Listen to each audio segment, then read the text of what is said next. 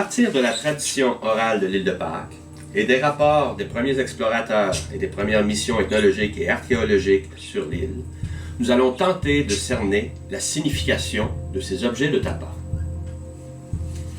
Les premiers explorateurs de l'île de Pâques rapportèrent que ses habitants utilisaient, pour se vêtir, une étoffe fabriquée à partir de l'écorce d'un arbre qu'ils appelaient maout.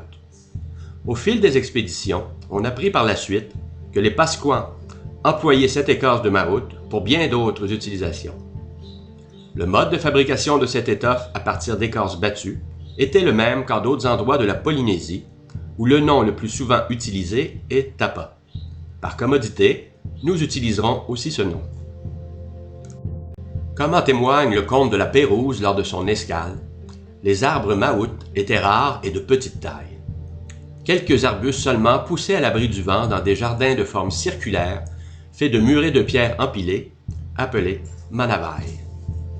En effet, il est bien démontré aujourd'hui que l'île de Pâques perdit pratiquement tout son couvert forestier bien avant la découverte de l'île. Pour certains, il s'agit d'un dérèglement climatique, pour d'autres, d'un facteur humain. Le tapa était donc rare et les Pasquans en étaient tellement friands que bien des années auparavant, lors de la visite du capitaine Cook, ils échangèrent pour la première fois leurs précieuses statuettes de bois contre cette étoffe tant convoitée. À l'île de Pâques, le tapa avait non seulement une fonction utilitaire, mais aussi symbolique. Les Pasquans portaient des capes non seulement pour se couvrir, mais aussi pour montrer leur statut social. En effet, l'aristocratie de l'île portait des capes plus longues que les gens du commun, ce qui permettait de les reconnaître rapidement. Aussi, comme le rapporte le frère Eugène Hérault, les objets précieux, tels les statuettes de bois et les tablettes d'écriture rongo-rongo, étaient conservés dans du tapa. Selon les informations recueillies par Catherine Routledge, dans les temps anciens, c'était la coutume d'enrouler le corps du défunt dans du tapa et d'y placer des objets lui ayant appartenu. Le tapa servait aussi à la fabrication de jeux, puisqu'il était utilisé pour confectionner des cerfs-volants. Par ailleurs, le tapa pouvait avoir certaines fonctions purement symboliques, puisqu'on attachait un ruban de tapa au bras de l'homme-oiseau lors de sa nomination. Peu après cet important événement, de jeunes hirondelles de mer appelées manutara, qui avaient été gardées en captivité, étaient relâchées après qu'on leur ait attaché un petit morceau de tapa. Toutes ces pratiques ne semblent pas incongrues par rapport à ce que nous savons de la Polynésie en général. Cependant, d'étonnants objets de tapa ont été vus à l'île de Pâques et quelques rares exemplaires ont été sauvegardés et font maintenant partie de collections de musées. Seulement 6 objets de tapa furent rapportés par des explorateurs ou des visiteurs de l'île de Pâques. Il est important de souligner que ces objets particulièrement intrigants sont absolument uniques dans toute la Polynésie. Un premier objet représente, à l'évidence, un animal. Sa dentition bien visible exclut qu'il s'agisse d'une représentation d'oiseau. Il pourrait cependant s'agir d'un animal marin, un poisson par exemple. Une ancienne sculpture en bois semble, à première vue, présenter une silhouette semblable à cette statuette de tapa. Pourrait-il s'agir de la représentation d'un même animal? La silhouette de cet objet sculpté en bois ressemble un peu à l'objet de tapa. De toute évidence, cette statuette représente un poisson. Nous avons les nageoires, la tête est dans le prolongement du corps et, bien important, la queue est à la verticale comme il se doit pour un poisson. Maintenant, qu'en est-il de l'objet de tapa? Le fait que son cou démarque très bien la tête du corps, et surtout la position horizontale de la queue de cette statuette de tapa, nous indique qu'il ne s'agirait pas d'un poisson. Les poissons ayant toujours une queue à la verticale et une tête dans le prolongement du corps, tout comme la statuette de bois. Il s'agirait plutôt d'un mammifère marin, mais lequel? La silhouette de cet objet ressemble à celle d'un phoque, le pakia en langue pasquane. Son cou est bien démarqué de sa tête, son corps est volumineux et sa queue est placée à l'horizontale. Notons que l'artisan qui l'a réalisé a voulu insister sur l'aspect féroce de l'animal. La face dégage une expression qui n'a absolument rien d'amical et la gueule entrouverte laisse apparaître une forte dentition. Il nous semble que cette représentation ne serait pas celle d'un phoque ordinaire, dont le faciès est, règle générale, plutôt sympathique. Nous croyons plutôt qu'il s'agirait là d'une représentation du terrible Niue. Les Pasquans ont en effet informé les premières missions ethnologiques et archéologiques à l'île de Pâques de l'existence d'une redoutable créature marine qui serait venue parfois rôder aux abords de l'île. La tradition orale fait aussi mention des ravages qu'aurait causé cet animal. Plusieurs représentations du Niouï ont été signalées par les Pasquans. Ainsi en est-il de ce pétroglyphe répertorié par Lavacherie, de ce dessin réalisé par un Pasquan pour l'expédition franco-belge, et de cette statuette façonnée par le Pasquan Tépano. Par ailleurs, une peinture rupestre, découverte au petit village d'Orongo, présente aussi le même genre de silhouette. Et selon notre étude publiée sur ce sujet, un glyphe Rongo-Rongo serait, selon nous, la représentation du Niouï dans l'écriture pasquane. Comme nous avons pu le voir par l'étude des résultats de fouilles archéologiques et de la tradition orale pasquane, le Niouï de l'île de Pâques serait un terrible prédateur. Le phoque léopard, appelé aussi léopard de mer. Celui-ci serait venu occasionnellement rôder jusque sur les rivages de l'île et, préférant s'alimenter de proies à sang chaud, il aurait chassé et parfois dévoré des Pasquans, occasionnant ainsi une terrible frayeur à la population. 3 statuettes anthropomorphes en tapa ont été rapportées de l'île de Pâques au début des années 1800. Ces statuettes sont réalisées à partir d'une structure complexe, faite de joncs assemblés, qui est ensuite recouverte de tapa. Elles sont très originales par leur posture, leur figure et leurs ornements. Certaines personnes ont suggéré que ces statuettes de tapa pourraient être des représentations miniatures de grands mannequins qui ont été signalés par les premiers explorateurs et que les Pasquans utilisaient lors de fêtes appelées paena. La fête de la paena était une célébration d'un fils en l'honneur de son père ou de sa mère décédée, mais aurait aussi servi pour remercier des amis qui auraient aidé ses parents. Pour cette occasion, l'organisateur de la fête faisait fabriquer un grand mannequin constitué d'une armature de branches et de joncs recouvert de tapa. Ce mannequin paena était un élément essentiel des grandes fêtes commémoratives qui étaient organisées quelque temps après le rite funéraire. Le mannequin paena était disposé à un emplacement spécifique, devant un haou, à même le sol, sur un pavage de pierre en forme de cercle, d'une dimension de 3 à 4 mètres. Il ne faut pas confondre ces petits cercles servant à exposer le paena avec de grands cercles entourés seulement de pierres qui, eux, constituaient une aire de jeu lors de ces fêtes.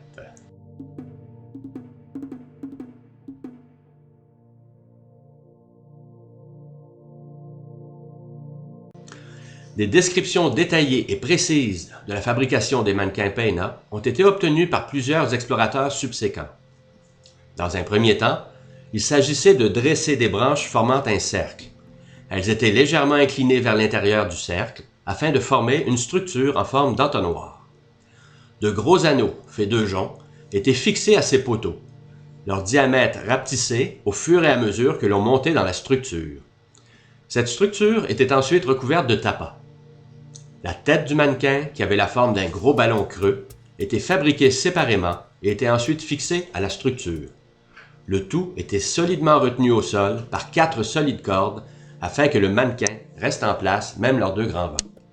Étant donné que le corps du paena n'avait pas de forme réellement humaine, certains dessins faisant référence à des tatouages étaient représentés sur sa figure afin de bien identifier le sexe de la personne qu'il représentait. Ainsi, pour les hommes, des lignes étaient dessinées au niveau du cou. Certains Moai possèdent ce genre de décoration, et le Pasquan Tépano portait aussi ce même tatouage. De petits points situés en haut du front et un tatouage en forme de V sur les joues signalaient qu'il s'agissait d'une femme. Ces mannequins paena avaient une caractéristique bien spéciale. Il était possible de pénétrer à l'intérieur de ceux-ci et de s'adresser à la foule par sa bouche ouverte. En effet, par une petite ouverture pratiquée dans le bas de la structure du mannequin, il était possible de s'y introduire. La tête du paena était ronde et large et l'instigateur de cette cérémonie pouvait y introduire sa propre tête pour parler à la foule par la bouche entrouverte du mannequin. Celui-ci était d'une construction très rudimentaire puisqu'il fallait que l'intérieur soit vide. Tout au contraire, la posture donnée aux statuettes de tapa nécessitait une structure très complexe. Le mode de construction des mannequins paena était donc complètement différent de celui des statuettes de Tapa. Aussi, comme on peut le constater, il n'y a absolument aucune ressemblance au niveau de l'apparence entre les mannequins Péna et les statuettes de Tapa. Les mannequins Péna étaient conçus de manière simple et seule la tête comportait des détails et faisait l'objet d'ornements. D'autre part, l'apparence de ces statuettes de Tapa semble complètement incompatible avec le fait d'honorer dignement des défunts ou de rendre hommage à des vivants. Nous savons que les moaïs étaient des représentations de personnages importants, tels des chefs de clan, des hommes oiseaux, des grands prêtres et même des prêtresses, puisque des moaïs féminins ont été réalisés. Ces moaïs servaient aux Pasquans à se remémorer leurs ancêtres ainsi qu'à les honorer. Ces grandes statues de pierre ont été représentées de manière très respectueuse. Les moaïs affichent en effet un air serein, dégageant beaucoup de majesté. Tout au contraire, les statuettes de Tapa sont grotesques et la position dans laquelle elles sont représentées presque menaçante. En effet, comparé à un visage humain, leur nez est exagérément grand, leur bouche est complètement disproportionnée, la position des oreilles sur le visage est beaucoup trop basse et les yeux sont exorbités. De plus, de par leur posture, on a l'impression qu'elles sont prêtes à attaquer ou à griffer. Tout ceci nous semble complètement hors contexte, compte tenu que cette fête de la Péna était destinée à honorer une personne décédée ou à remercier des personnes vivantes. Que pouvaient donc alors représenter ces statuettes de Tapa? Selon Tépano, un Pasquan particulièrement bien informé des éléments de l'ancienne culture de l'île et qui fut l'informateur privilégié des explorateurs Routledge, Ron, Métro et la vacherie, ces objets de Tapa, de même que les cerfs-volants et les masques, s'appelaient Manu Uru. Ils étaient fabriqués par les Urumanu, c'est-à-dire des gens du commun, lesquels ne faisaient pas partie du clan aristocratique des Miru.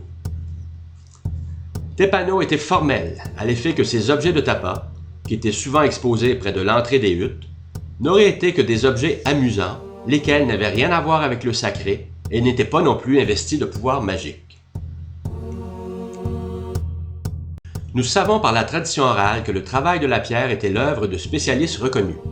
Les sculpteurs de pierre qui réalisaient les moaïs faisaient partie du clan des Tupa-Otu et constituaient une classe privilégiée hautement estimée, transmettant leur savoir de père en fils. Ils auraient été organisés en une sorte de confrérie avec à leur tête un maître sculpteur. Ils recevaient des commandes de la part de Pasquans voulant obtenir un moaï et en échange, ils étaient rétribués sous forme de dons de nourriture.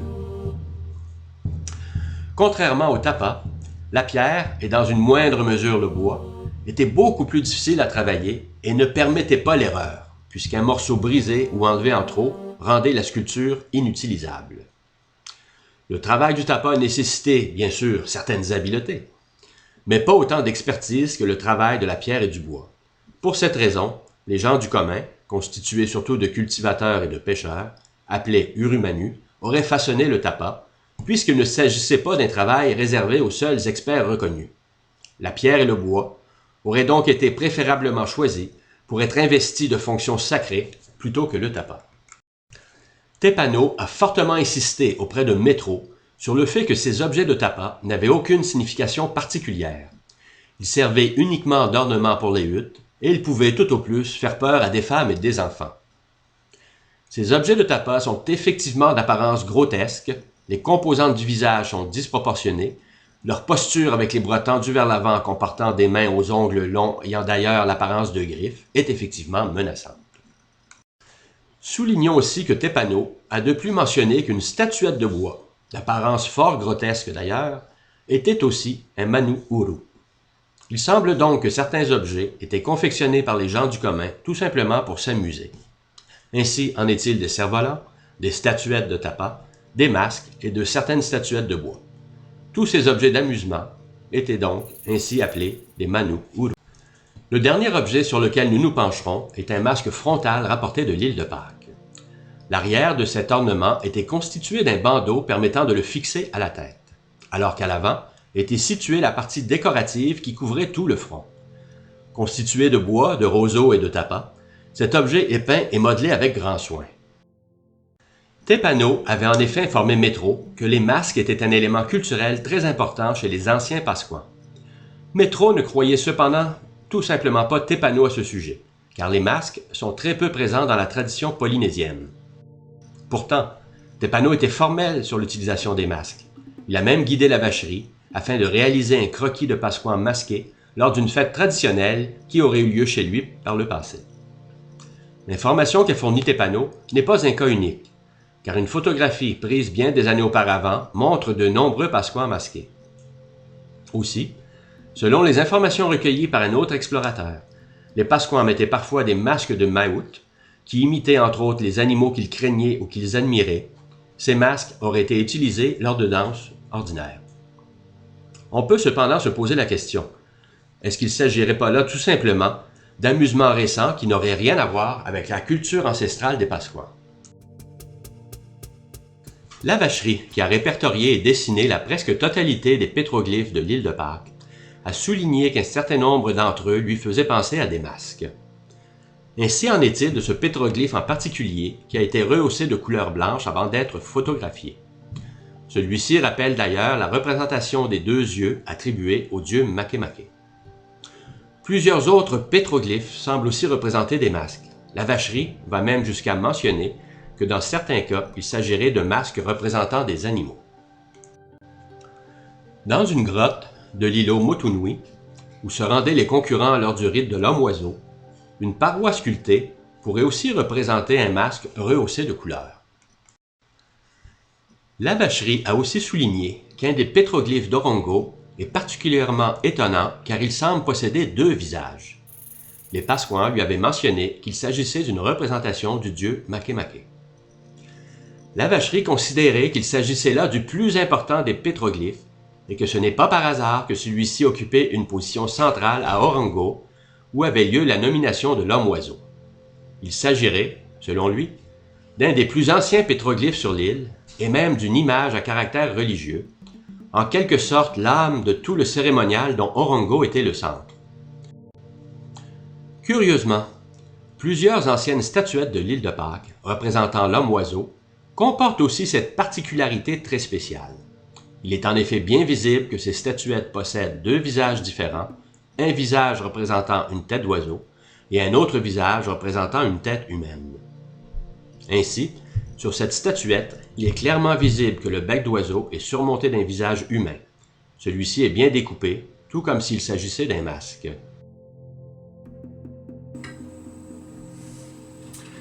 Cette autre statuette d'homme-oiseau présente, à l'évidence, une tête d'oiseau.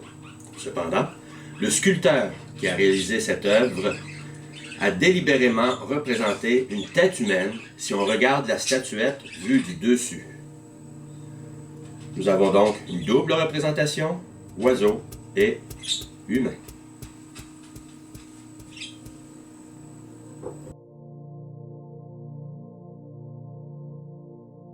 Cette statuette présente tout le contraire des statuettes précédentes. On peut en effet distinguer un ornement de tête en forme de tête d'oiseau et un visage humain en dessous, tout comme si l'homme que l'on avait voulu représenter portait la dépouille d'un oiseau juché sur sa tête. Cette reproduction récente nous aide à percevoir la forme du nez de cette statuette avant qu'il ne soit brisé.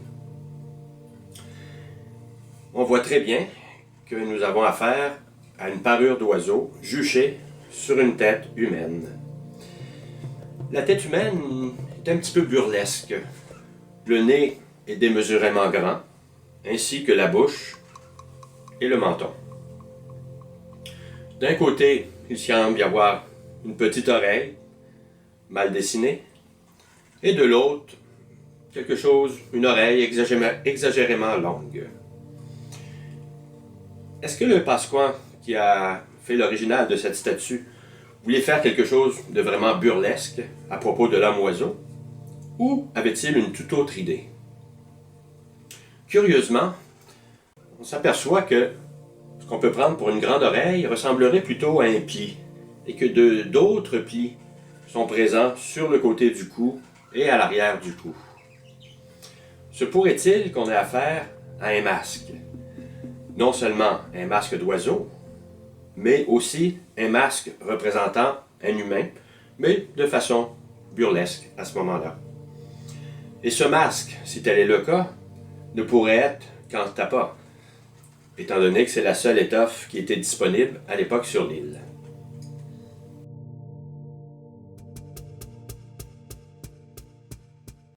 Les Pasquans sculptaient aussi des statuettes de bois appelées Moai Kavakava et Moai Tangata. La plupart de ces statuettes sont standardisées et se ressemblent beaucoup, et, bien que très stylisées, elles affichent des caractéristiques humaines adéquates. Cependant, un certain nombre d'entre elles affichent des caractéristiques curieuses, et même, à vrai dire, complètement aberrantes, telles des oreilles qui sont carrément situées à l'arrière de la tête. Les Pasquans avaient-ils à ce point perdu leur notion d'anatomie pour représenter des oreilles à cet endroit incongru? Nous croyons plutôt que cette caractéristique était voulue. En effet, une constante se dégage de ces statuettes. Une forme de V inversée en relief est le plus souvent représentée à l'arrière de la tête. Nous croyons que ces statuettes seraient des représentations de personnages masqués et que ce V inversé représenté à l'arrière de la tête serait la rencontre de deux extrémités du masque de Tapa. Cette autre statuette, elle aussi burlesque, les yeux ne sont pas alignés, ils sont croches l'un par rapport à l'autre. Le nez est très volumineux. Et surtout, on a les oreilles qui sont situées très à l'arrière de la tête et cette forme de V caractéristique sur ces statues burlesques qui représenteraient un masque que les Pasquans enfilaient pour des fêtes, pour célébrer, pour des mascarades.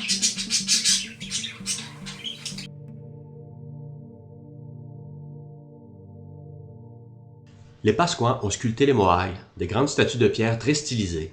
Ils ont façonné une étonnante variété de statuettes de bois. Ils ont utilisé des colorants pour peindre une grande fresque et ajouter de la couleur sur certains Moai. Une fois de plus, avec la réalisation de ces intrigants objets de Tapa, les Pasquans se distinguent du reste de la Polynésie par une production artistique vraiment unique et originale.